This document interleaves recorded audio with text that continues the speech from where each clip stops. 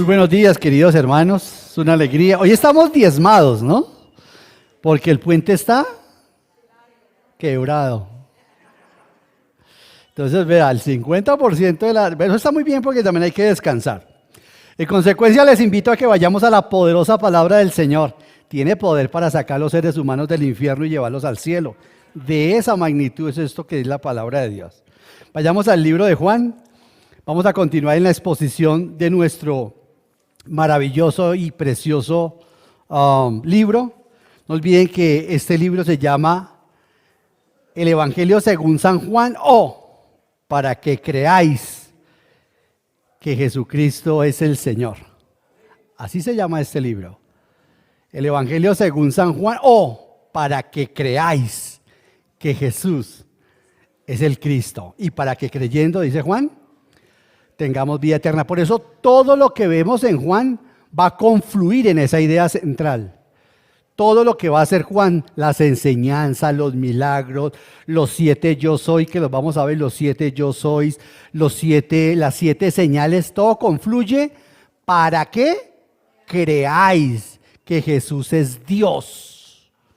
Y para que creyendo que Jesucristo es Dios, tengan vida eterna, porque el que no crea que Jesucristo es Dios, por muy buena gente que sea, no es salvo, no es su hermano, infortunadamente no es mi hermano. Amén, eso es importante entenderlo. La cláusula paulina en Romanos es 10, que si confiesas con tu boca que Jesús es el Kyrios, dice en el griego, el Adonai del Antiguo Testamento, el Yahvé. Si no crees que Jesús es el Yahvé, el Jehová, como dice Reina Valera, no tienes la vida eterna. De eso se trata esto. Entonces, en consecuencia, vayamos a Juan. Creo que no vamos a terminar hoy todos los versículos. Es decir, todo el capítulo. Porque de hoy en 8 días, si el Señor me da licencia, veremos la simetría.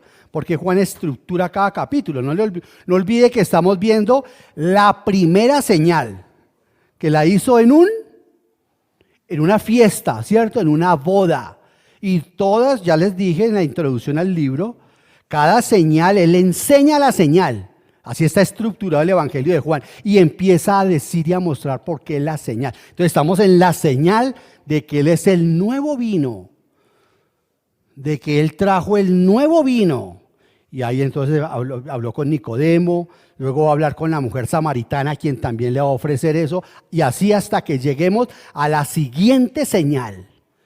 Y luego empieza otra vez Juan a sustentar porque él es la señal o el yo soy. Entonces vamos a ver Juan hoy, si el Señor nos da licencia, del capítulo 3, habíamos quedado en el capítulo 3, versículo 21. Oye, ya hacía 6 domingos no enseñaba yo. Qué bueno, eso me alegra mucho que hayan nuevos predicadores y eso está muy bien. Entonces llegamos hasta el versículo 21. Hoy vamos a mirar desde el versículo 22 hasta el versículo 30. Ahí hay en nuestra nueva versión internacional hay un título que dice Testimonio de Juan el Bautista acerca de Jesús. Yo le he puesto al mensaje de hoy es el novio perfecto y verdadero. Así se llama el mensaje que vamos a ver hoy. El novio perfecto y verdadero. Versículo 22. Después de esto, Jesús fue con sus discípulos a la región de Judea. Allí pasó algún tiempo con ellos y bautizaba a nuestro querido Padre Celestial. Queremos darte gracias, Señor Dios Todopoderoso y Eterno. Te queremos agradecer por darnos tu poderosa, preciosa y maravillosa palabra. Como si fuera poco, nos has dado a tu Espíritu Santo, nos has hecho receptores, no solamente de la persona maravillosa del Espíritu Santo, sino que además nos ha dado el poder y a través de él poder nosotros también exaltar al Señor Jesucristo. Te pido, querido Señor, que a través de estas enseñanzas nos hables a cada uno de manera individual y a esta congregación local de manera particular, Señor. Gracias por permitirnos también exponer tu santa palabra, por darnos la licencia de comenzar esta semana adorando al Señor Jesucristo y a través de él a ti, querido Padre. Te pido, Señor, que me des sencillez, que me des claridad, que me des humildad para compartir con mis hermanos esta porción de tu santa palabra. Que como dice el apóstol Juan, lo que pusiste en el corazón de él hace ya cerca de 2000 años, que nosotros podamos exponer tu santa palabra para que la gente al oír puedan creer que el Señor Jesucristo es Dios y que en consecuencia podemos ser salvados por Él si lo aceptamos y si lo creemos. Por Jesucristo nuestro Señor te damos las gracias y en el poder de tu Espíritu Santo. Amén.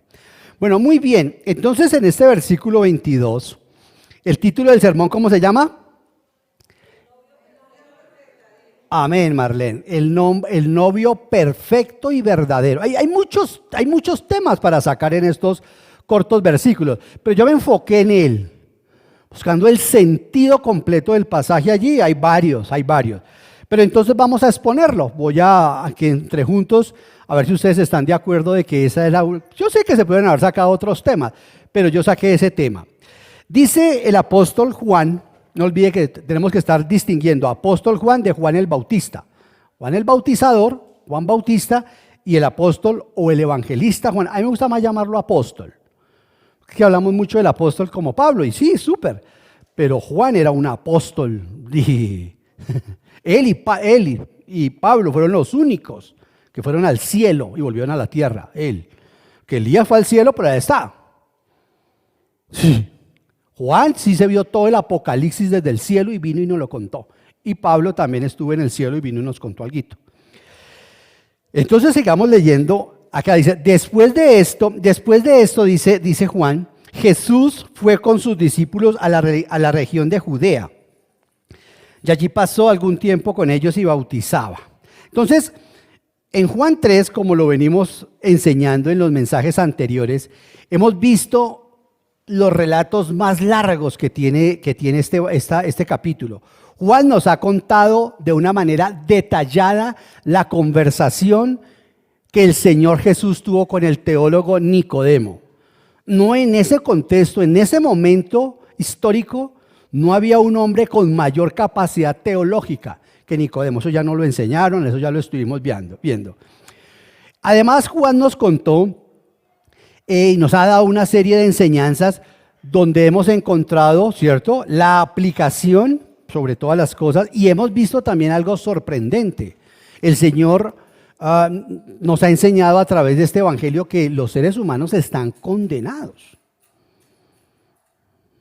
Y que esta condenación no obedece a ningún decreto electivo oculto, sino que todos estamos destituidos de la gloria de Dios.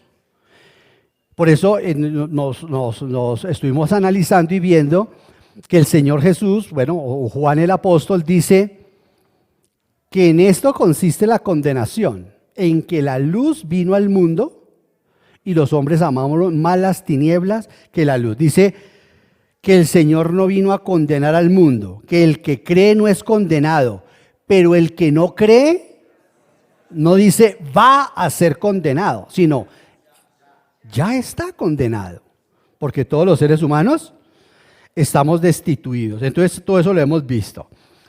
Hoy vamos entonces a ver una controversia que tuvieron los discípulos de Juan el Bautista y la respuesta monumental, y yo espero sinceramente, y es mi oración, que hoy se despide Juan el Bautista, ya hoy se despide, ya después de esto a la cárcel y ahí lo decapitan. Ya están las últimas palabras que quedaron registradas en Juan. Yo sé que hay otras en Mateo, cuando le manda a decir al Señor a través de sus discípulos, ¿eres tú el Mesías?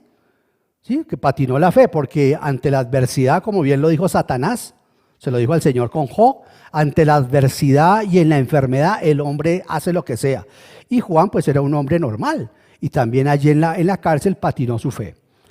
Porque como hablábamos ayer, en estos días hablábamos con alguien, porque ellos esperaban un Mesías distinto, no este Mesías que es Dios.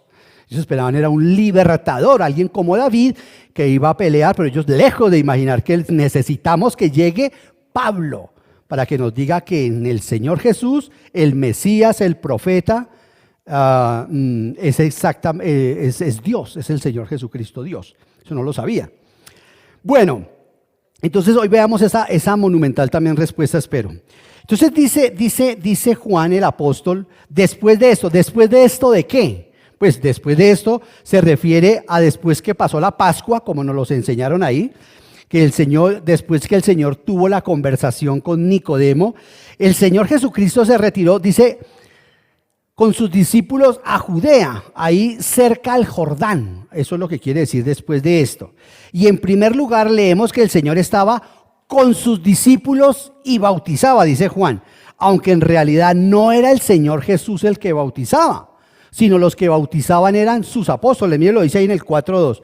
Pongan sus ojos rápidamente ahí en Juan 4, versículo 2. Dice, bueno, desde el 1, Jesús se enteró de que los fariseos sabían que él estaba haciendo y bautizando más discípulos que Juan, aunque en realidad no era Jesús quien bautizaba, sino sus discípulos, ¿cierto? Que los sumergían en el agua, pues eran los discípulos del Señor. Entonces es importante también decir eso. Y los discípulos bautizaban a quienes decidían seguir al Señor Jesucristo, como lo venía haciendo Juan el Bautista. Porque esto es importante, aquí una primera aplicación. El bautismo es muy importante, el bautismo en agua es muy importante, porque es una manera de dar testimonio de lo que ha pasado en nuestras vidas. Es parte integral de la obediencia a Dios. Tenemos que bautizarnos en agua, tenemos que seguirlo haciendo. Y porque es un testimonio para la gente que nos rodea, ¿cierto? Así como la justificación por la fe tiene un aspecto que es las obras, ¿cierto? La justificación por la fe tiene 6 aspectos, tiene 6 caras. La justificación por la fe es como un dado de 6 caras. Y una de las caras de la justificación por la fe es por medio de las obras, dice Santiago. En su carta dice, cuando yo hago buenas obras, le demuestro a los demás que he sido justificado por Dios. La justificación por medio de las obras no es para el Señor, sino para las personas. Ya lo hemos enseñado también varias veces acá. Santiago dice, tú dices que tienes fe y yo digo que tengo obra. Cuando dices tú dices, no se refiere al Señor, sino a la persona con la que aparentemente está interactuando. Entonces, en ese orden de ideas, queridos hermanos, el testimonio en agua es la manera como la iglesia y nosotros de manera externa le mostramos a las demás personas que hemos aceptado al Señor Jesucristo. Eso es bien importante decirlo desde esa perspectiva.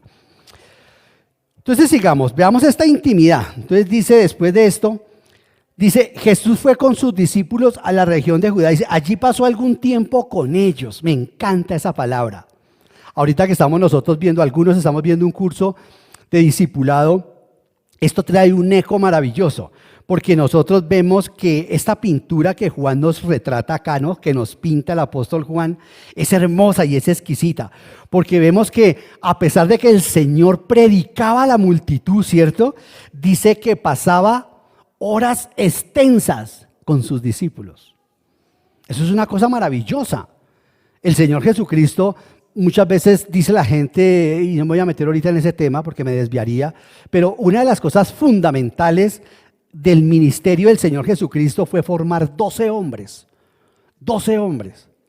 Yo aquí pastoreo, doy consejería, enseño, pero el ministerio mío es ir formando unos hombres que se van a quedar acá, y familias y mujeres, porque ese es el llamado. Por eso esto ha durado 2000 años. Esa es la labor, en cualquier momento el Señor me lleva, sea porque me muera, o sea porque Él tiene otros planes, ¿cierto? No estoy diciendo nada entre líneas con lo que estoy diciendo, no, ni me va a faltar, lo estoy diciendo con toda la honestidad.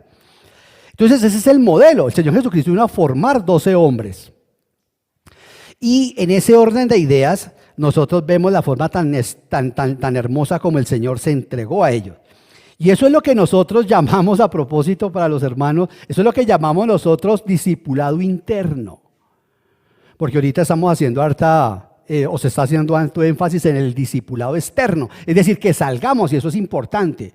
Pero para nuestra congregación, para nuestra iglesia, es fundamental el discipulado primero interno. Pasar yo horas con el Señor para luego sí salir afuera a enseñarlo. Conocer bien a Jesús adentro para presentarlo de manera íntegra afuera. Intelectualmente poderosa y bíblicamente convincente. Porque si yo no conozco a Cristo adentro, ¿cómo lo presento afuera? O yo hablo muy bonito afuera, pero mi vida está desintegrada delante de los ojos de mis hijos, de mi esposa, de mis padres, de mis hermanos, ¿cierto? Eso es lo que no queremos nosotros. Bueno, sigamos entonces. Voy a leer entonces desde el versículo 23, sigamos. Dice, también Juan bautizaba, ahí sabía, vea el tema. También Juan estaba bautizando en Enón, cerca de Salín, porque allí había mucha agua. Así que la gente iba para ser bautizada. Esto sucedió, vea la nota editorial que el apóstol Juan coloca allí. Esto sucedió antes de que encarcelaran a Juan. Es maravilloso ver esto, porque en segundo lugar es interesante ver que hay una transición, una traslapación entre el bautismo de Juan el Bautista y el bautismo del Señor Jesucristo. Atención a esto. Eso es muy importante. Hay como esa transición, porque en todas las dispensaciones, si usted la quiere llamar dispensaciones, o si la quiere llamar economías, o si la quiere llamar administraciones, en todas las administraciones de los tratos de Dios con el hombre, siempre hay un tiempo. No es que llegó el Señor Jesucristo y ¡ta!, abolió la ley. No, siguió un tiempo la ley. La ley siguió. De hecho, desciende el Espíritu Santo y todavía sigue otro tiempo, y se necesita que Pablo venga y aclare una cantidad de cosas. Eso es importante y sobre todo en el libro de Hechos se debe tener esa sensibilidad para quien enseña el libro de Hechos, porque el libro de Hechos no es un libro doctrinario, quiero que recuerde eso. El libro de Hechos es un libro histórico. Y pues muchas personas infortunadamente hacen doctrina del libro de Hechos y eso no se puede hacer así porque eso es un libro histórico. Entonces es importante que así como va a suceder en el rapto, ¿cierto? La iglesia llegará hasta el rapto. Y después del rapto, un tiempo, la traslapación, hasta que vuelve y se pobla el planeta y comienza el día del Señor. Esas son las traslapaciones. ¿Sí? Los gentiles, y la ley ya de los gentiles a la ley, las eras de los gentiles a la nación de Israel. La era de los gentiles hasta cuando aparece la nación de Israel. De la nación de Israel comienza la ley hasta el Señor Jesucristo, hasta Hechos de los Apóstoles, donde comienza la otra dispensación. La dispensación del Espíritu, la dispensación de la iglesia. Esta irá hasta el reino. La iglesia va hasta, ya cuando sea el rapto de la iglesia, comenzará la era del reino. Y después de la era del reino, que dura 1000 años, será la eternidad. Ahí están entonces sigue, claro, hoy no voy a enseñar mucho eso, pero es importante para lo que vamos a decir. ¿Por qué sigue bautizando Juan el Bautista? Es una pregunta, pero súper válida. ¿Por qué sigue bautizando Juan el Bautista? ¿Cuál es la razón por la cual él sigue bautizando? Vemos entonces que Juan sigue bautizando y dice Juan el apóstol, ¿hasta cuándo? Hasta cuando lo encarcelaron. Cuando ya Herodes, ¿cierto?, mandó encarcelarlo, hasta ahí ya él dejó de bautizar. Entonces, queridos hermanos, es importante recordar esto, porque la ley y los profetas fueron hasta Juan el Bautista, hasta ellos llegaron. Hasta Juan, dice el Señor Jesucristo, fueron la ley y los profetas. Entonces, como Juan el Bautista está bautizando del otro lado del río y tiene muchos discípulos, esto hace que aparezca una disensión, unos celos. Los discípulos de Juan se pusieron celosos de que el Señor Jesús o que los discípulos, como lo vimos en Juan 4:2, estén bautizando también.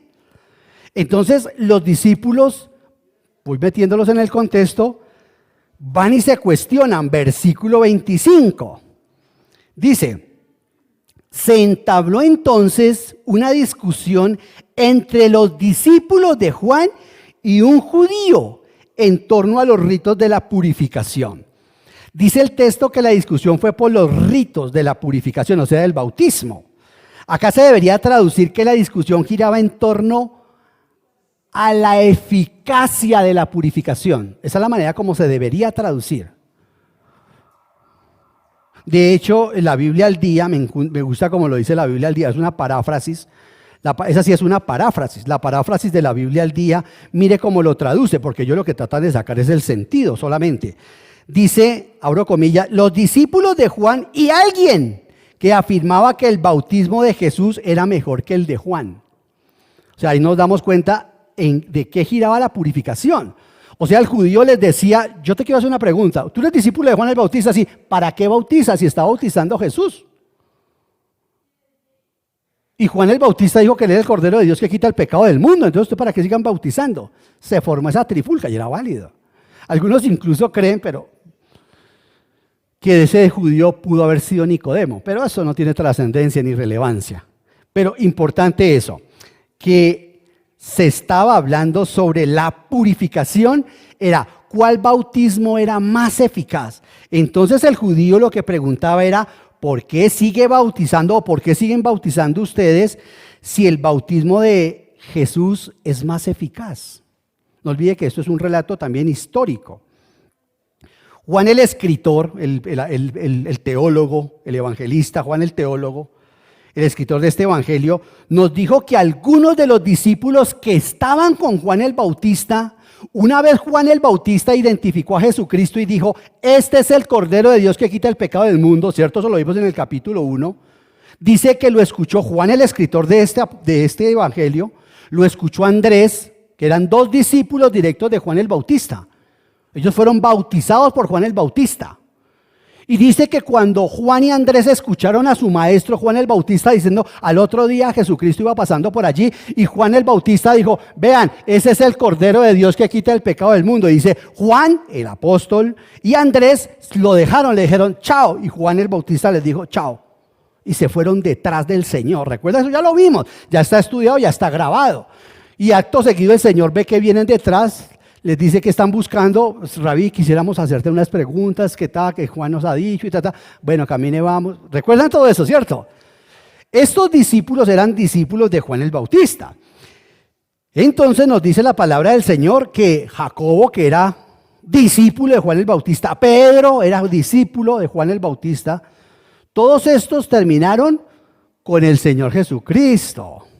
La pregunta del millón, ¿y quién bautizó a Pedro? Juan el Bautista. ¿Y quién bautizó a Juan? Juan el Bautista. Y que todos los discípulos del Señor, los que estaban con Juan el Bautista, pues los había obviamente bautizado Juan el Bautista.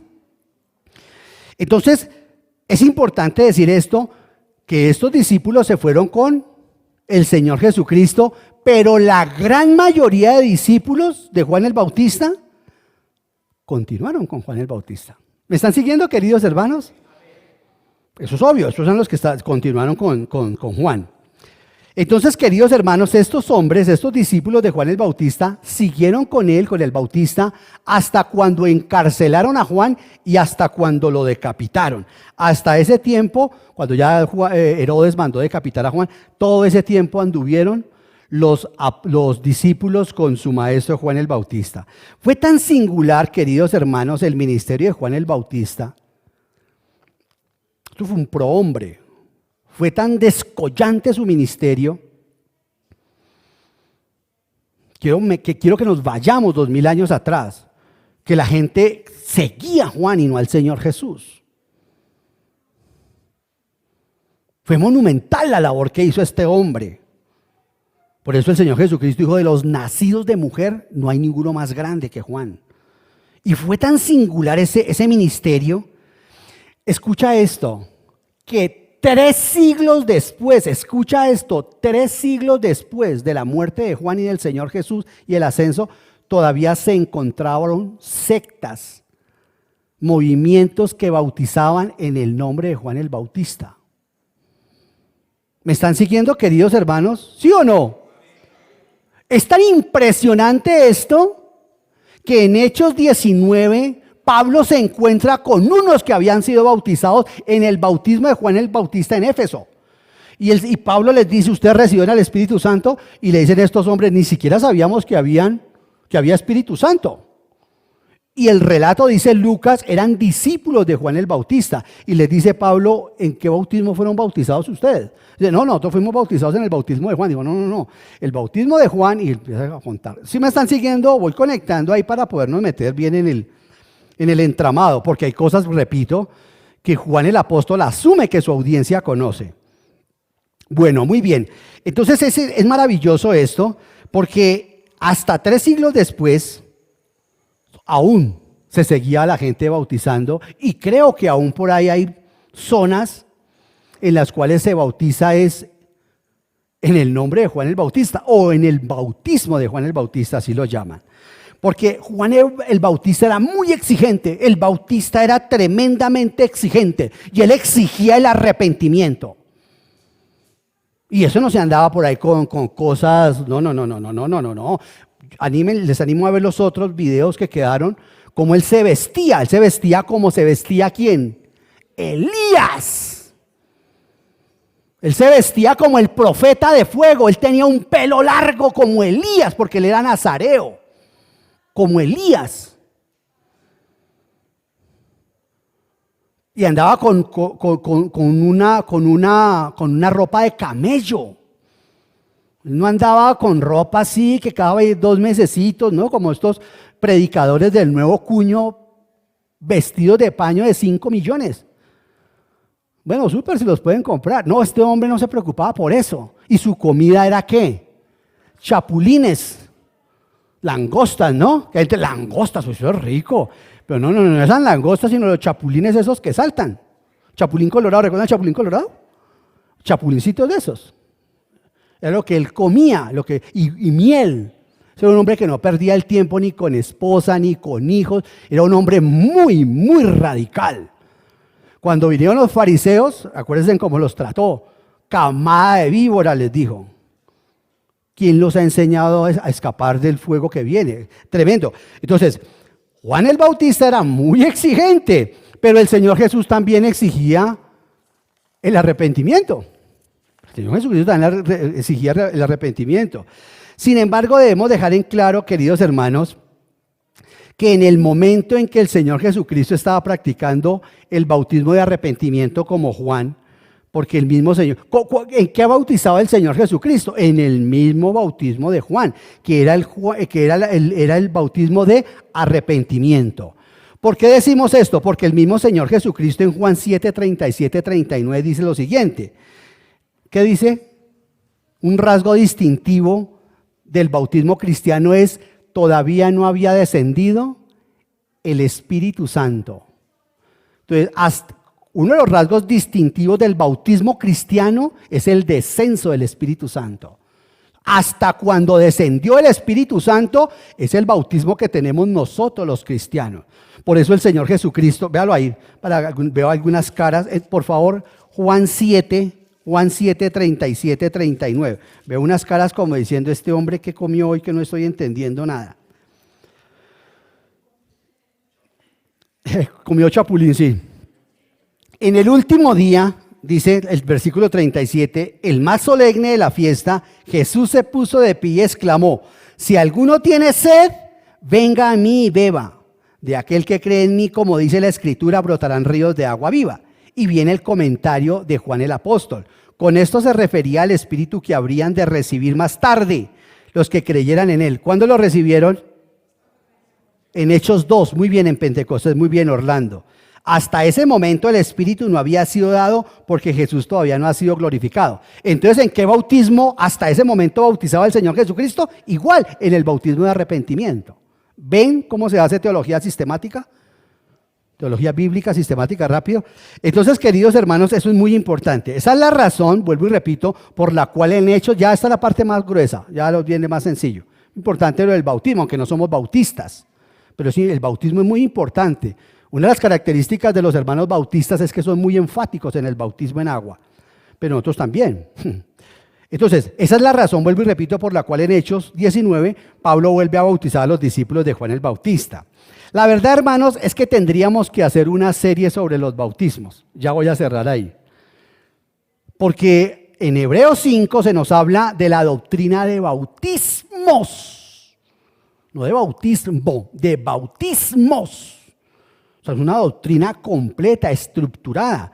Ahí tendríamos nosotros que dedicarle de pronto un tiempo a esa doctrina maravillosa, porque ahí tendríamos que ver, por ejemplo, por qué el Señor Jesucristo no volvió a bautizar a los discípulos de Juan. Eso es una buena pregunta que le han hecho a uno. ¿Por qué Cristo no volvió a rebautizarlos? Ya lo hemos dicho, porque el bautismo es un símbolo, ¿cierto? El agua es un símbolo de la realidad, que es el Espíritu Santo. Por eso Juan dice, viene detrás de mí el que bautiza con el Espíritu Santo. El bautismo es el tipo. El Espíritu Santo es el antitipo. El Espíritu Santo es el que baña a la persona. El bautismo es un tipo del Espíritu Santo cuando nos injerta en la iglesia. Primera a los Corintios 12:13, el bautismo en el Espíritu Santo ocurre allí. Sí, el bautismo simplemente es un símbolo, las aguas son un símbolo de una limpieza externa, pero eso no limpia. Venía, por eso dice Juan, viene el que sí trae el Espíritu Santo, el que limpia por dentro, el que sana. Cuando dijo a la mujer samaritana, si tú supieras de esa agua que yo te puedo dar, esa agua que te limpia por dentro, esa agua que necesitas y que andas buscando en esos 6 hombres. Esa agua te la puedo dar yo. Dame de esa agua, Señor, le dijo. ¿Esa agua quién era? El Espíritu Santo. Dame de esa agua, Señor, le dijo ella. Y el Señor dice, listo, voy a lavarte por dentro. Ve y trae a tu esposo y arreglemos esa situación pronto. Si la confronta, es su alma lo que el Señor busca. Tengo problemas con el tipo con el que vivo actualmente. Sí, le dice el Señor y ta. Bueno, no nos adelantemos, no hagamos streaming. No les hagamos pequeños cortos para los siguientes sermones. Entonces, queridos hermanos, aquí hay que entender el rito. El rito, pues, es el rito, pero eso no sirve para nada. La regeneración bautismal, eso no tiene ninguna validez. El bautismo en agua, eso no tiene ningún valor. El rito no tiene ningún valor. Eso simplemente tipificaba el bautismo en el Espíritu Santo. Porque sin ese bautismo nadie es salvo. ¿Vamos bien, queridos hermanos? Bueno, entonces les repito, tendríamos que dar toda una doctrina sobre ese tema. Entonces, retomando, como dijo el alcohólico, retomemos. Entonces, retomando, dijimos que la discusión giraba en torno a cuál de los bautismos era el más eficaz. Y lo que sí quiero, hermanos, queridos, amados del Señor, es dejar en claro que lo que importa del rito no es el rito mismo. Eso no importa. La regeneración bautismal en agua, eso no tiene ninguna validez.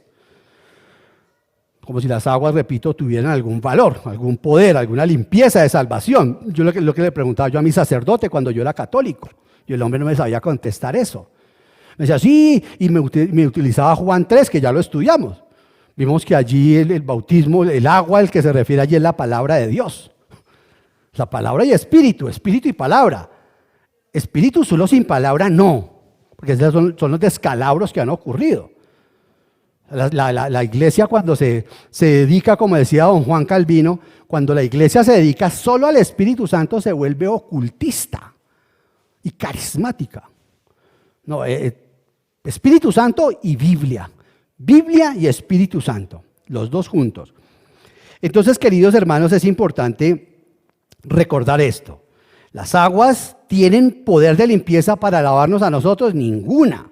¿Debemos bautizarnos en agua? Pues claro que debemos bautizarnos, porque vuelvo y repito, es el mandamiento externo de algo que se supuso que ocurrió en la persona. Cuando nosotros bautizamos, los que estamos ahorita preparando para el curso, lo que nosotros hacemos cuando se bautiza la gente en agua es que la sumergimos entendiendo que ya ocurrió eso internamente, que el Espíritu Santo entró en esa persona. ¿Me están siguiendo, hermanos, o se me durmieron? Por eso para los judíos, no para usted ni para mí. No, eso no es para usted ni para mí lo que voy a decir, eso es Hechos 2, eso es para los judíos. La cláusula de ellos fue, cuando Pedro se fajó semejante sermón, la cláusula, por eso un libro histórico, Hechos, esa no es la fórmula bautismal para nosotros. Para los judíos sí, cuando Pedro les dijo, arrepiéntanse, bautícense, y ahí sí el Espíritu Santo entrará en ustedes. ¿Dice eso o no lo dice? Hechos 2. ¿Para nosotros es así? No. Para nosotros es arrepiéntanse, crean en el Señor, acepten a Jesús en su corazón y ahí sí métanlo a las aguas. O sea, lo que buscamos es bautizar a los convertidos. Mientras que para los del pacto, ahí hay una enorme diferencia entre la iglesia e Israel, ¿sí ve? Ahí hay una instantánea de que son dos pueblos, son dos propósitos. Bueno, sigamos. Entonces, hermanos, es importante eso. Por eso es que mucha gente dice, no, pero es que una persona porque levanta la mano no es salva. No, sí, claro, estamos de acuerdo. Una persona puede levantar las dos manos, las tres, las cuatro extremidades y no, por eso una persona no se salva. Claro que no, por eso nosotros decimos, la persona si aceptó al Señor Jesucristo, si aceptó la realidad que es el Espíritu Santo, venga y haga el rito, que es el agua. ¿Vamos bien, queridos hermanos? Bueno, espero que sí. Ustedes me entenderán que no puedo dar la doctrina del bautismo aquí, pero sí dejamos algunas cositas, espero claras.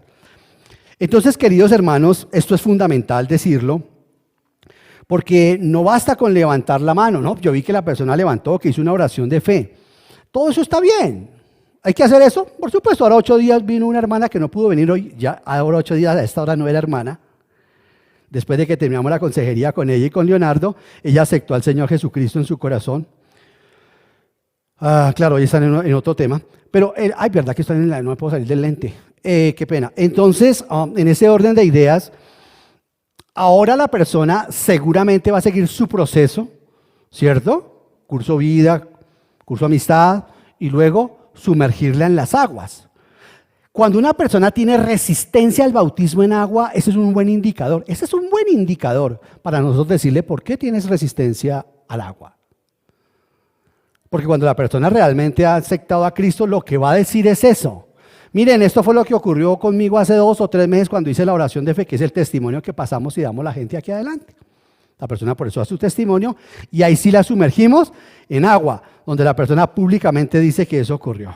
Ahí dimos otra enseñanza sobre eso.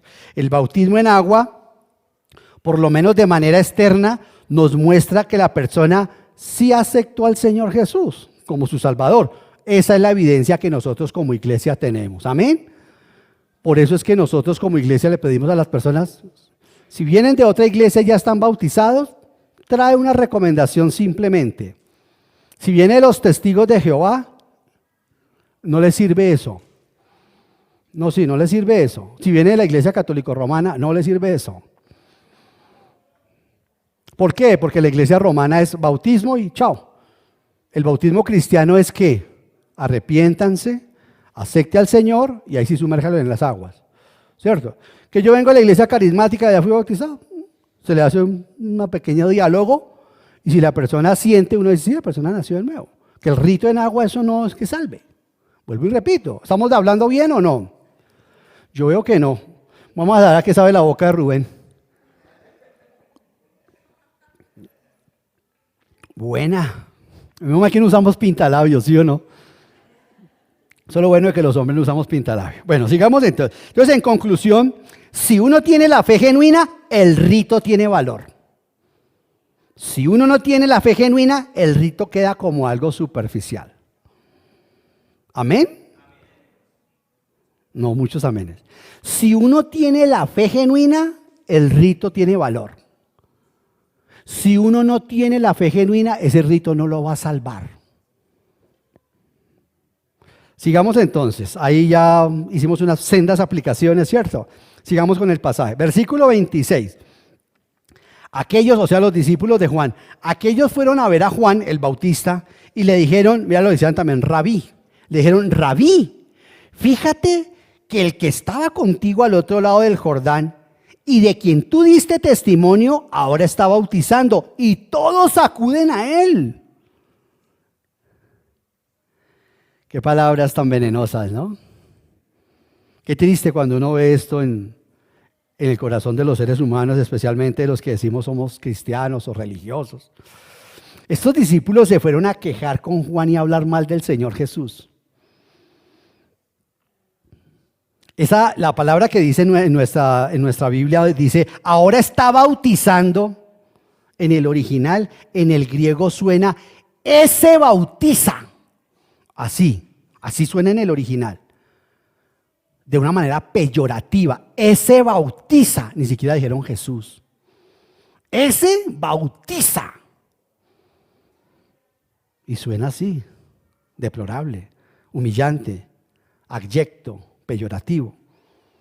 Sin darse cuenta, los discípulos de Juan le estaban poniendo a Juan en una situación de competir contra el mismo Señor Jesús. Mire la hipérbole que emplean. Todos acuden a él. Exagerados. Así como cuando uno dice, ¿cierto? Todos acuden a él. Y en la fiesta está, y usted se besó allá con todos. Uy, sí, claro. El novio celoso, ¿no? Y si tenía que besarse con todos, ¿cuál es todo? Simplemente porque le dio un besito a mi amigo de la universidad. Por eso y al otro, no, con todos. Una hipérbole, ¿no? Los hombres no entendemos de eso, ¿sí o no? No. Eso es la hipérbole para ponerlo en disposición con el Señor Jesús. Todos acuden a Él. Vea, ¿qué se puso a hacer usted eso? Para que lo entendamos. Todos acuden a Él. Queridos, es interesante ver, incluso luché con el mensaje, porque quise de esto que voy a decir en este momento, formar el mensaje. Hablar de 4 casos también de disensión y división entre discípulos y sus líderes. ¿Saben ustedes que luché mucho? Tuve una lucha en mi corazón, dije, Señor, porque por ejemplo en las Sagradas Escrituras uno ve que a 4 grandes hombres del Señor les ocurrió lo mismo con sus discípulos. A Moisés, allá en Números 11, le pasó lo mismo. Le pasó lo mismo a Moisés con sus discípulos. Y cuando vino Josué y dijo, ¿cómo le parece que esos que están allá están profetizando? Señor, cállalos. Y Moisés le dijo, no, que los voy a callar, ojalá profetizaran todos. Así envidiosito. Lo mismo, ¿no? También le pasó ¿a quién? A nuestro Señor Jesucristo le pasó. Recuerda que Él les habló de la cruz, les habla de la cruz. ¿Y qué ocurre con ellos? Empiezan a pelear cuál es el más importante entre ellos.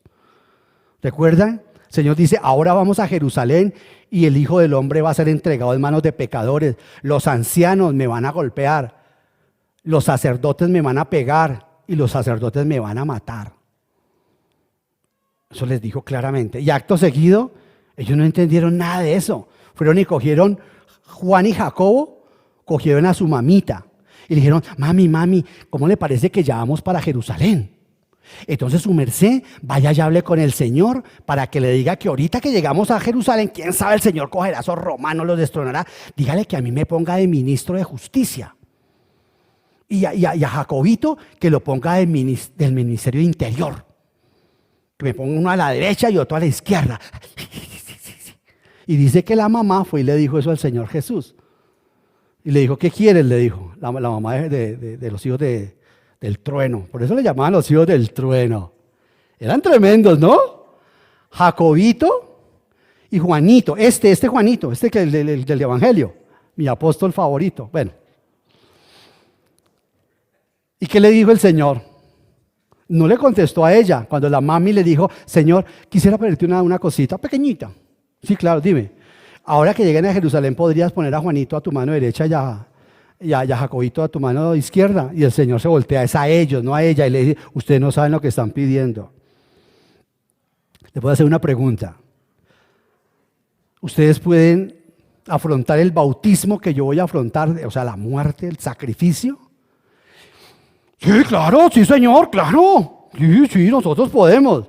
¿Y qué les dijo el Señor? Esas oraciones peligrosas. Oiga, ese sería un buen sermón, ¿es Enrique? Un buen sermón para un miércoles. Esas oraciones peligrosas que uno le pide, esas peticiones peligrosas que uno le hace al Señor. Sí, yo puedo, sí. Y el Señor dice, les concedo que ustedes sean bautizados con mi bautismo. Que sufran lo que yo voy a sufrir. Les concedo esa petición. Pero sentarlos a mi mano derecha, a mi mano izquierda, solamente eso es para Ovidio y para otro. Oiga, eso no tiene aquí tapa, no me pude esconder. Detrás de la cruz. No, el Señor dijo, eso no me concede a mí. ¿Y qué les concedió la petición? Claro, Jacobito fue el primer apóstol sacrificado. Y Juanito, el último. Les concedió. Petición respondida. Queridos hermanos, esto es muy importante. Pero otro es Juan el Bautista, el que estamos viendo. Pablo. Ahí en Filipenses también Pablo dice, algunos están predicando a Cristo por envidia. Y dice Pablo, me he enterado, dice Pablo, que algunos están predicando al Señor Jesús para hacerme más daño a mí. Pero era tan sabio el apóstol Pablo que dice, pero no me importa. A pesar de que estoy en esta mazmorra, me alegro saber que el Señor Jesucristo está siendo predicado. No importa que yo sufra por eso. Yo no estoy sufriendo, yo estoy feliz. Y el cuarto caso, el que estamos viendo, el de Juan el Bautista, aquí luchando con sus discípulos. No, imagínense, te está quitando toda la popularidad, Rabí. Ese que tú dices tan buen testimonio. Queridos hermanos, yo les digo una cosa. Un dirigente puede sufrir más por el celo de sus discípulos que por sus enemigos. Y está quedando grabado. Mis más grandes enemigos hoy en día son personas que me dijeron, hermano, ¿vi usted cómo predica de bien? Le voy a decir algo, hermano Vidio, pero no se vaya a endiosar. Usted sí que predica bien. ¿Sabe qué les contesto? Las palabras de Carlos Spurgeon. Satanás me dijo lo mismo en el púlpito y no le creí. Por eso cuando un hermano me habla así, yo le digo, uy, hermano, lo invito a mi casa para que conozcan más mis defectos, hermano. Lo invito para que se dé cuenta que tengo pies de barros y que mis hijos se equivocan y que mi esposa a veces alza la voz también. Usted no tiene que mirarnos a nosotros. Su pastor no soy yo. Su pastor es el Señor Jesús. Digan, el pastor no es mi Señor. Digan, señálenme así, digan, el pastor no es mi Señor. Digan. No, pero vuelvan a decirlo, el pastor no es mi Señor. El Señor es mi pastor. Eso sí, hay que dar unas cosas en su lugar. Yo no soy, sí, yo soy auxiliar de pastor, pero el verdadero pastor es Él. Él es Jehová, Salmo 23. Él es el verdadero pastor. Yo soy un auxiliar de pastor. Entonces, queridos hermanos, eso es importante porque uno termina sufriendo y la gente dividiendo las iglesias. Me voy para tal iglesia o me voy para otro lugar. Usted no sabe lo que significa eso. Cuando una persona se va de la iglesia local, es como si se quitara una parte a la iglesia. Como si le quitaran un miembro a la iglesia. Son gente que tiene que saber hacer esas transiciones. Entonces, queridos hermanos, aquí vemos su desprecio hacia el Señor Jesucristo. Vemos que el desprecio hacia el Señor Jesús es muy evidente porque siguen sin decir su nombre. Es como si dijesen de esta manera, permítame en esta paráfrasis, es como si dijera, mira, qué ingratitud, tú diste tan buen testimonio de Él y Él bautiza igual que tú, fíjate. Qué mal agradecido ese Jesús. Eso es lo que hay en el corazón de estos hombres. Pero aquí viene la respuesta monumental de este prohombre, de este maravilloso hombre. Porque este hombre es alguien singular. Yo les animo a que por favor estudien la vida de Juan el Bautista. Ni un solo milagro hizo. No se conoce mucho de ese hombre. Ni un solo, pero es el hombre a quien le arrancó las más grandes expresiones Jesucristo. Imagínate que Dios hecho hombre dijo, no hay de los nacidos de mujer, vamos a ver por qué este hombre era como, por lo que el Señor Jesús dice. Versículo 27. Contestó Juan el Bautista, nadie puede recibir nada a menos que Dios se lo conceda. Le respondió Juan. Nadie puede recibir nada a menos que Dios se lo conceda. Todo éxito cristiano proviene de Dios. Y todo éxito que realmente podamos llegar a tener en la vida de un ser humano proviene del Señor. Queridos hermanos y amigos que nos escuchan, escuchemos la respuesta monumental de este verdadero líder, de este verdadero siervo. Todo éxito cristiano proviene de Dios. Y todo lo que tú tienes proviene de Dios. Aquí Juan presenta una verdad, escucha esto, Juan está dando una verdad de valor absoluto. Esta es la aplicación del sermón. Aquí usted se puede llevar ya esto para su corazón.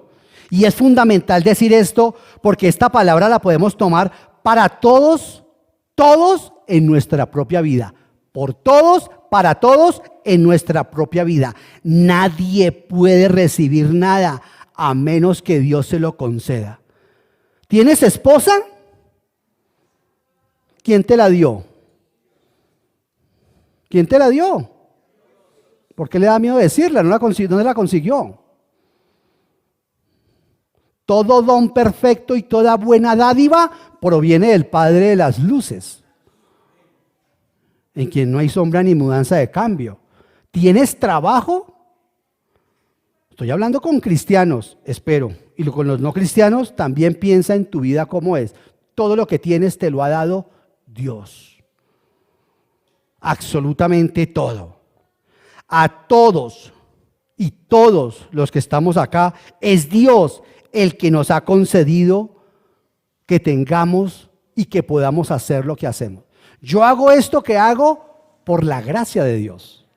Usted hace lo que hace por la gracia de Dios.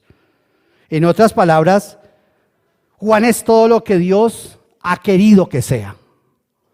Juan dice, yo soy todo lo que Dios ha querido que yo sea. Y el Señor Jesús, dice Juan, es todo lo que Dios quiere que sea. Yo soy todo, dice Juan, yo me siento satisfecho. Recuerdo que una vez un tipo nos calentaba el oído para llevarnos a mi esposa y a mí y a los chicos a Miami. No, y a esa iglesia, ya hay tantas personas en esa iglesia en Miami. Eso a uno como que dice, sí, pues sí, ¿no? Y esto y no sé qué dice cuánto. Gloria al Señor por las personas que estuvimos en nuestro entorno. Cada uno ha recibido del Señor. Tal vez otros, como le he dicho a unos hermanos, muchos pastores han recibido 50 dones, 10, 20 dones. Tal vez yo nomás he recibido uno, o usted también, y yo tengo que responder por ese don. Todos no podemos ser Billy Graham. Todos no podemos ser Francisco La Cueva. Todos no podemos ser Adrian Roger.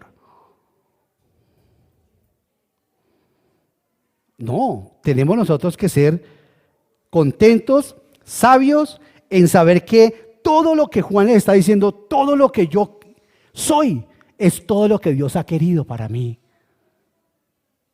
Todo lo que yo soy, qué humildad, qué madurez espiritual.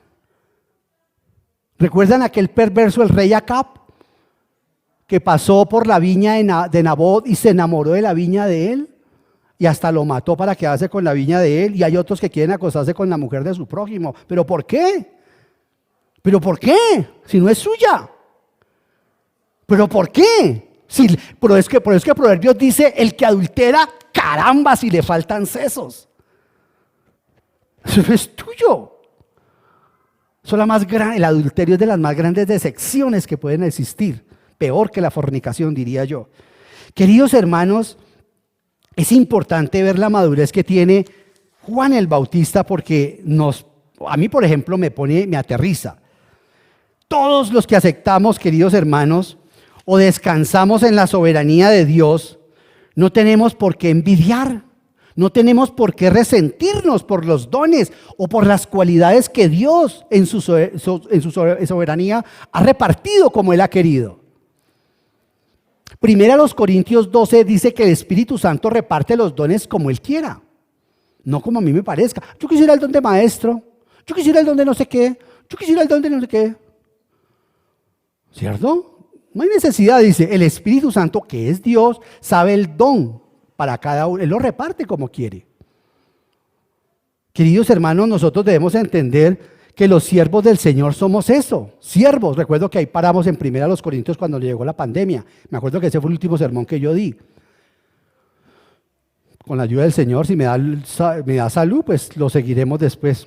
Pero allí yo alcancé a enseñar la división que hay entre los hermanos. ¿Quién es Pablo? Dice Pablo a los Corintios. ¿Quién es Apolos? ¿Quién es Pablo? ¿Quién es Apolos? Somos dos jardineros. Nadie más, no somos más. Simplemente Él está plantando y yo estoy regando y nada, la obra pertenece al Señor. No somos sino jardineros del Señor. No somos gente muy importante, dice Pablo. Los jardineros no son muy apetecidos en las grandes empresas. Usted va a llegar, va a Nestlé o al Éxito, usted viene para un puesto, sí señor, ¿de qué? De carpintero o de jardinero. Bueno. ¿Cuál es el gerente, el que viene de gerencia? Yo, siga por aquí, ya ahorita. Pablo se compara con un jardinero y ese hombre sabía. Y Apolos dicen que era un orador impresionante. Entonces, queridos hermanos, no nos llamemos a engaño. Cuánta salud, queridos hermanos, cuánto alivio traeríamos a nuestras vidas si aceptáramos que todo lo que somos y lo que tenemos lo hemos recibido de Dios. Una enfermedad la hemos recibido del Señor. Los padres que tienes los has recibido del Señor. ¿Es usted rico? Eso Dios se lo dio. ¿Es usted pobre? Tranquilo, tranquila, no se va a morir de hambre. Mire que en este contexto social en que nosotros vivimos, la gente que está determinada a ser pobre, porque eso lo enseña Salomón, el rey Salomón lo enseña, cuando consiguen dinero en nuestro contexto social se hacen daño. Kit Pambelé, Asprilla, Maradona, porque esa gente no nació para ser rica. Los ricos es un don de Dios. Sarmiento Angulo, todos los ricos del mundo, Carlos Slim, toda esa gente está destinada por Dios. Por eso ellos no se vuelven loquitos con la plata. En cambio, una persona de esta se gana 7, 8, 9 millones de dólares. Mike Tyson ya está metiendo droga porque no nacieron. Por eso dice el rey Salomón, he visto un absurdo de los más absurdos. Yo sé que Reina Valera dice vanidad, pero eso no es mejor de absurdo. Dice, porque está hablando del absurdo de la vida, está hablando Salomón. Y dice, de las cosas más absurdas que he visto, dice Salomón, es aquellos a quienes Dios les ha dado la capacidad de conseguir dinero, pero nana y cucas no se lo pueden gastar. Dios los usa para que eso cumple una función social. O sea que es un don de Dios. Si usted se puede comer un almuerzo con una buena gallina o con los huevitos también de la gallina. Eso es una bendición, queridos hermanos. No olviden que esto es temporal. No olviden que esto ya pronto nos vamos. Cuidado, no quiero decir que nos vamos ya mañana o pasado mañana. Quiero decir que aquí en la tierra, ¿cierto? Tenemos que aceptar la condición que Dios nos dio. Ahora un año casi me muero yo. No nos vamos porque Cristo venga aquí a la vuelta de la esquina. Pueda que el Señor se demore mucho tiempo en venir, eso no lo sabe sino Él. Pero puede hacer que yo esta noche parta para la presencia del Señor. Queridos hermanos, como alguien dijo, miren lo que alguien dijo, en verdad somos el poema de Dios. Somos el poema de Dios. Pero nos miramos a nosotros y decimos, oye, si mi vida es un poema, ¿por qué razón mis versos no riman? No veo cosas armoniosas en mi cuerpo, no veo cosas armoniosas en mi vida, como que llegué tarde a la repartición de cara. ¿Por qué si soy un poema de Dios? ¿Por qué tengo el papá que me violó? ¿O por qué no tengo papá? ¿Por qué si soy un poema de Dios? ¿Por qué pasa esto? ¿Por qué me tocó llegar a los lugares de rigor? Si usted supiera de dónde me sacó a mí el Señor. ¿Por qué? Si yo soy un poema del Señor. ¿Por qué? Para mí eso no tiene sentido. ¿No tiene sentido? Mire lo que Dios dice. Escucha lo que el Señor dice. Espera a que yo llegue a tu último verso. Y te darás cuenta si eres un poema del Señor o no. El Señor dice, es que todavía no he acabado contigo. Si es que todavía yo no he escrito el último verso en tu vida. Y te vas a dar cuenta que todo, esa enfermedad, esos padres, esa condición social, económica, lo que sea, ¿qué ocurre? Vas a darle sentido de por qué eras como eras. No le pidas al Señor que te quite las circunstancias. No, por favor, no. Y en Musú los miércoles no estamos orando por eso. No podemos pedir, porque Dios es quien forma las circunstancias. Tenemos es que pedirle al Señor que nos ayude a vivir por encima de las circunstancias y que nos ayude, como dijo el apóstol Pablo, entonces de buena gana me voy a deleitar en las circunstancias que actualmente tengo, porque el Señor me ha dicho, esas circunstancias soy yo quien las ha creado, para que mi amor y mi gracia se manifiesten en medio de tu dolencia. de tu matrimonio, de tus hijos, de tus padres. Cuando uno empieza a entender o alguien le empieza a explicar a uno la soberanía de Dios, empezamos a decir, oiga, ¿eso es la soberanía de Dios? Y eso no son sino los bordes de su manto. La soberanía de Dios es todo. Todo. Él escogió hasta el color de nuestros ojos. No se le zafa nada, ni se le escapa nada. Y si usted llega a entender esas cosas, entenderá la gratitud del corazón de Juan, entenderá la gratitud del apóstol Pablo. Y en una mazmorra ese hombre cantando aleluyas. Podrá usted entender por qué Pablo y Silas, después de que los cascaron como los cascaron cuando el evangelio llegó a Europa, a Filipos, y los meten en la mazmorra más profunda, porque eso dijo los dirigentes, meteme a Pablo y a Silas, pero en el lugar más profundo. Cuidado con que se me le escapen. Y todos reventados a punta de juguete. ¿Ah? ¿Recuerdan? ¿Y qué empiezan? A las 2 empiezan a cantar. Cuán grande es Él. No, pero todavía no estaba compuesta, pero un himno así. Empezaron a cantar un himno que el Señor se estremeció en su corazón y movió. Un latido del corazón del Señor y movió esa cárcel. Y se lo soltaron. ¿Cómo uno llega a una gratitud de esa naturaleza? ¿Cómo puede uno vivir entendiendo esto? Que los últimos versos, que los últimos tomos de teología, les digo yo a los que a veces estudio teología con ellos, lo va a escribir el Señor. Entonces, queridos hermanos, de la misma manera como sería injusto juzgar a un pintor sin permitirle terminar su obra, es injusto juzgar el poema tuyo de Dios que todavía Él no ha concluido. ¿Me está siguiendo? Tenemos que aprender a vivir por encima de lo que nosotros somos. Porque Dios te busca es a ti, no busca lo que nosotros tenemos. Dios está trabajando. Romanos 8, como toda la Biblia tiene esa sistematicidad. Romanos 8 dice que todo lo que nos ocurre tiene como propósito formarnos o conformarnos a la imagen y al carácter del Señor Jesucristo, predestinados para ser conformados, Romanos 8, a la imagen de nuestro Señor Jesús. Todas las penas, las tristezas, todo eso son los renglones de la vida, donde el Señor en mis renglones torcidos, me equivoqué con una mujer, me equivoqué con un hombre, y el Señor de eso torcido escribe derecho. De un muchacho que iban de pronto a matar o a abortar, saca un predicador. Y ahí tienes a Luis Palau.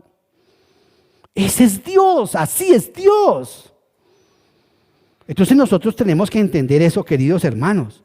Dios aún está revelando tu vida. No te azares. Él está revelando tu vida. Eso ya está escrito, dice el rey David. Todos mis días ya estaban escritos en tu libro. Y el conocimiento que se llama profecía futurista, el conocimiento futurista que es el que más me asusta a mí de Dios, que Jesucristo lo enseña, se llama conocimiento futurista, o sea, lo que pudo haber ocurrido, sí. Eso sorprende. Cuando el Señor, por ejemplo, dice, si yo hubiese hecho las señales que he hecho entre ustedes allá en Sodoma y en Gomorra hasta el día de hoy, porque esas ciudades sí se hubieran arrepentido. Y uno dice, Dios mío, o sea, el conocimiento del Señor es absoluto. Él sabe qué me hubiera pasado si usted se casa con la pecosa o si se casó con la otra. Él sabe perfectamente qué va a ocurrir, qué hubiera ocurrido. Entonces, tranquilos hermanos, tranquilos. Por tanto, si usted tiene problemas de depresión o si usted tiene problemas de baja estima por su apariencia o por sus circunstancias económicas o sociales, debería repetirse constantemente, no como un mantra, sino como una convicción. Soy un poema inconcluso aún de Dios. Soy un poema. Amén, Señor, lo creo. Sí, como dijo el Señor Jesucristo. ¿Qué dijo el Señor Jesucristo en Getsemaní? Sí, Padre, porque así te ha placido. Sí, Padre, porque así te ha placido que cargue yo con el pecado. Eso es lo más horroroso. Cristo no estaba pidiendo que lo librara a la cruz. Eso es una mala exégesis. Por primera vez, lo que enseñábamos esta mañana en el curso Vida, por primera vez la santidad iba a probar el pecado. porque iban a ser puestos los pecados en el santo. Usted y yo tenemos un problema con Dios gravísimo. O sea, hay dos atributos de Dios que nos tienen, que son nuestro problema con Él. Si Él no tuviera esos dos, Él tiene muchos atributos, pero dos de esos atributos son fundamentales y es lo que nos alejan de Él: su santidad y su justicia. Esos son los problemas que tiene Dios con el hombre y nosotros con Él. Él es absolutamente santo.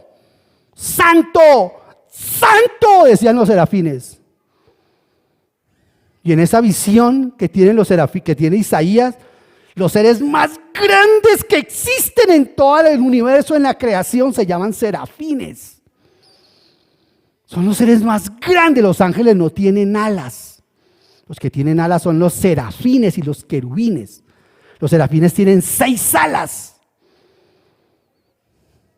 y tienen 4 caras.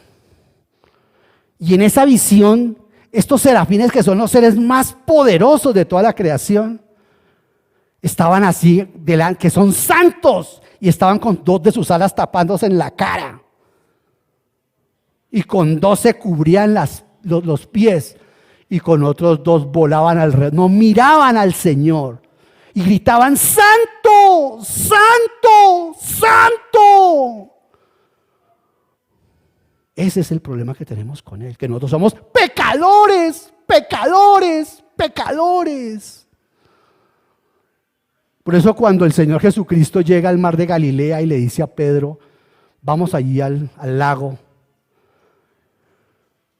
bota tu red al fondo del mar. Pero si es que los pescados no están allá, están es acá. Pero bueno, voy a ir donde usted me dice que vayamos. En tu nombre echaré la red. ¿Qué pasa? Todos los pescados del mar de Galilea saltan a las redes. Ve el milagro y ¿qué dice Pedro? ¡Aléjate de mí! Porque lo vio que es santo, santo, santo. Lo vio ahí. Reconoció su absoluto pecado. Dijo: soy un hombre impuro de labios, dijo Isaías. Y Pedro dijo: soy un pecador, por favor. Yo soy un pecador boquisucio. Tranquilo, ¿vas a pescar? Ese es el milagro. Que el santo, santo, santo se haya acercado a nosotros. Haya vivido y se haya parado en chancletas.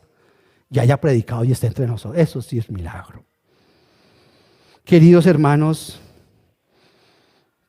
todo esto lo he dicho porque el otro atributo que tenemos problemas con Él es su justicia. Por eso se necesitaba que la justicia de Cristo obrara por nosotros. Entonces, queridos, sigo en el versículo 28 porque se nos acabó esto. Versículo 28. Sigue hablando Juan y dice: ustedes me son testigos de que dije: yo no soy el Cristo, sino que he sido enviado delante de Él. Entonces recordemos cuando los fariseos le mandaban a preguntar a Juan allá en el capítulo anterior si Él era el Cristo. ¿Recuerdan lo que Juan dijo enfáticamente? ¿Recuerdan ustedes? La delegación de allá del Sanedrín, solo ya lo estudiamos también, el Sanedrín de Jerusalén mandó una comisión a Galilea.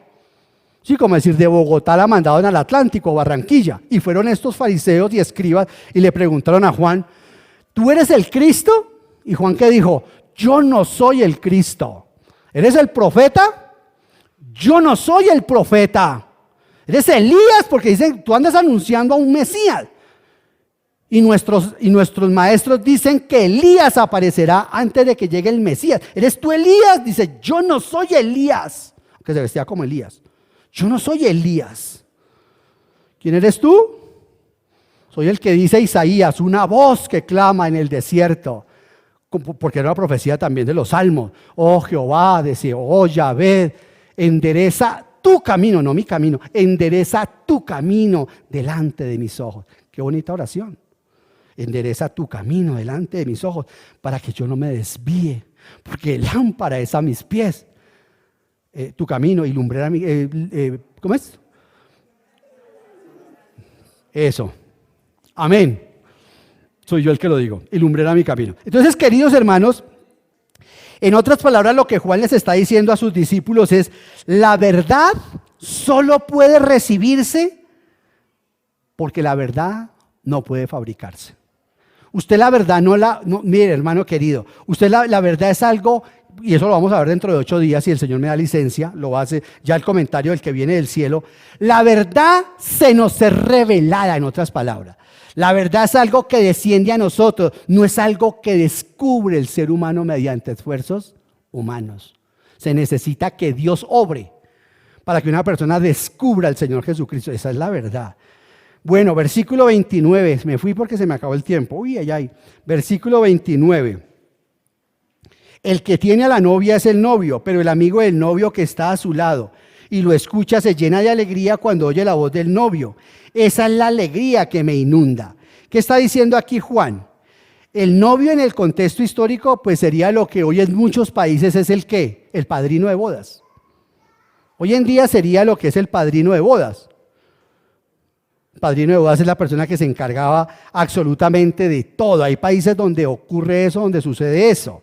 El amigo del novio se encargaba de la fiesta, se encargaba de la boda, lo acompañaba hasta la cámara nupcial. Viene a mi memoria en este momento cuando Martín Lutero, yo no sé si fue Melanchthon, cuando Martín Lutero tomó la decisión de casarse, mi amado Martín Lutero, y Melanchthon se quedaban ahí para la consumación del matrimonio y todo. Eso para nosotros suena un poco extraño, pero así ocurrió. Eso es un contexto que viene de acá.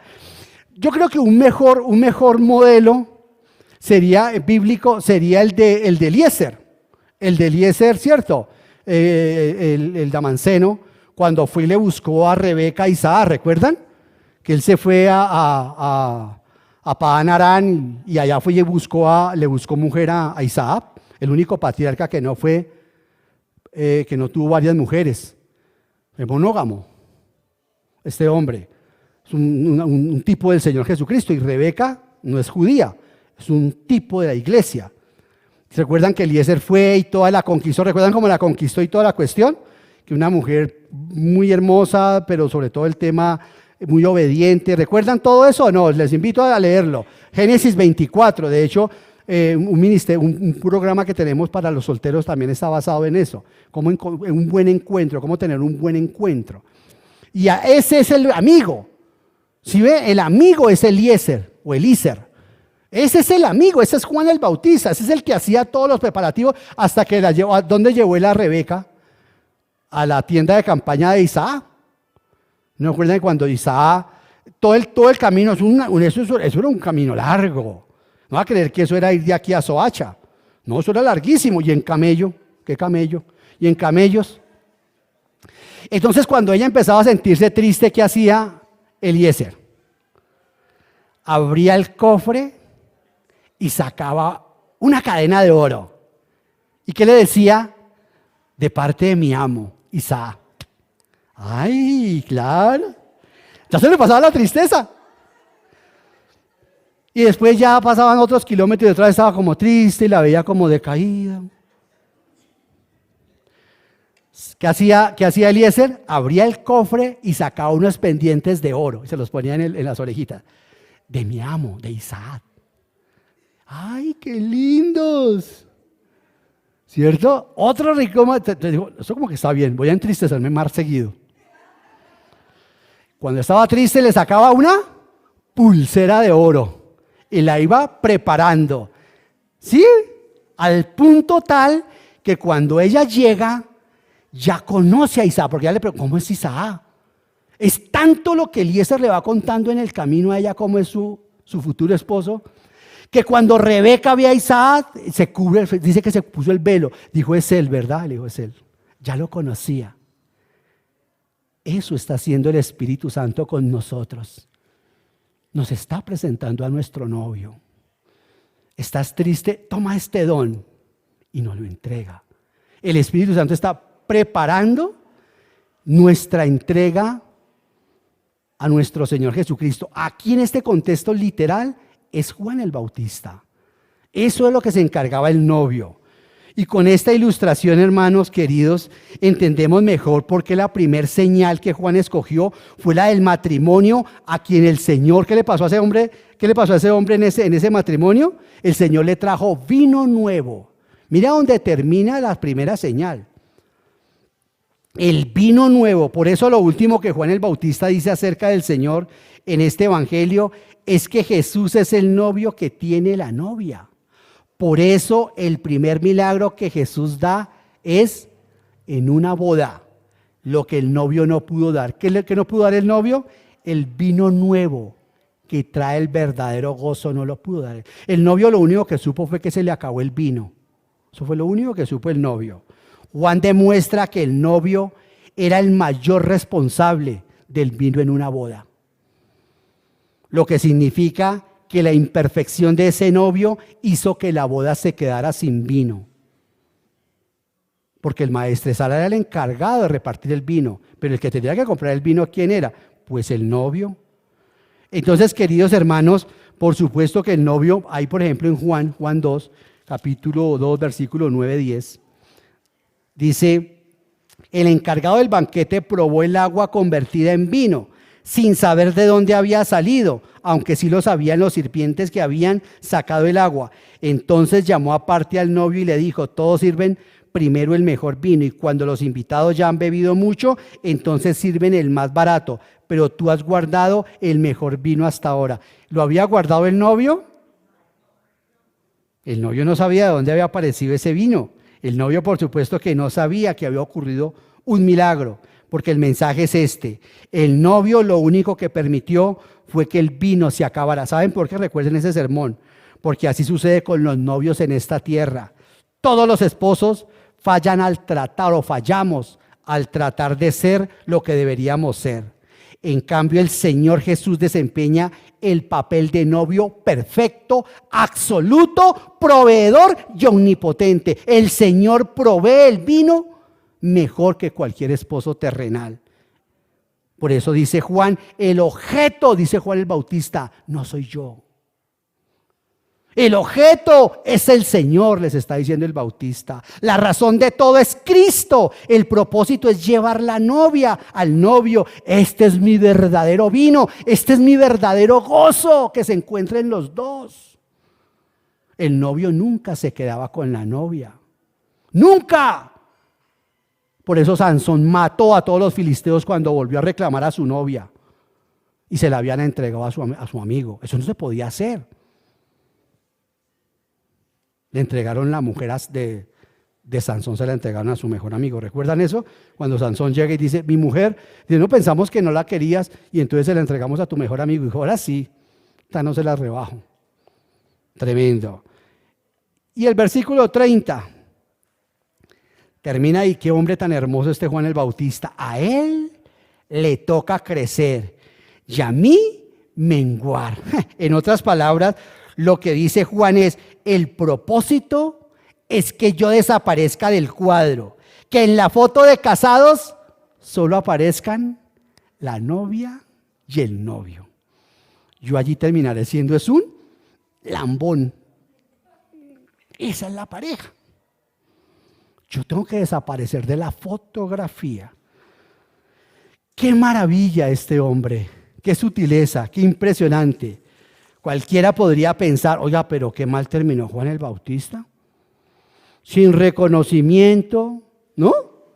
En la cárcel y luego decapitado.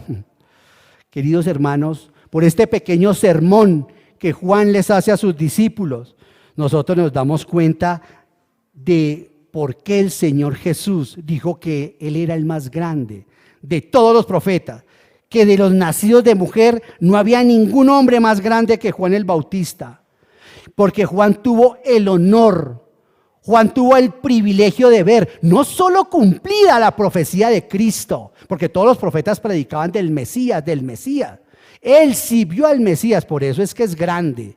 No es grande en sí mismo.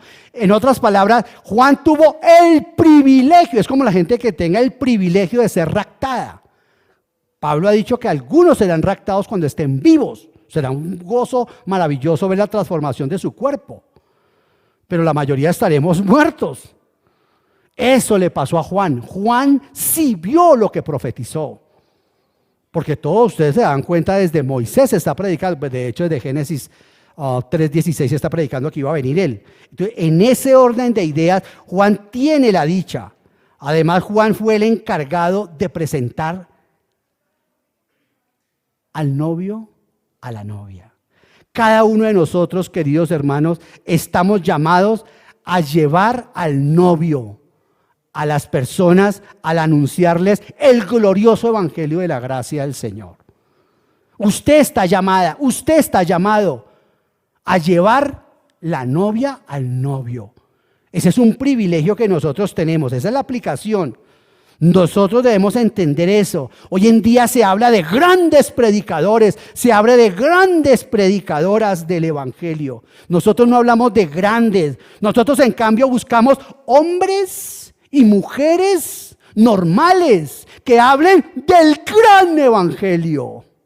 Porque podrán haber muchos que prediquen mejor que nosotros, pero nadie puede predicar un evangelio más grande que el que ya se nos dio. No somos los grandes predicadores, somos los Juan Bautistas que predicamos un gran evangelio, un maravilloso evangelio, un poderoso evangelio. ¿Se matricula para eso? Padre, te damos gracias. Porque en realidad son tantos los dones que tú nos has dado y nosotros estamos tan agradecidos por el honor que tú nos dispensas de poder ser predicadores del gran evangelio. Ay, Señor, tu palabra dice que el evangelio es poder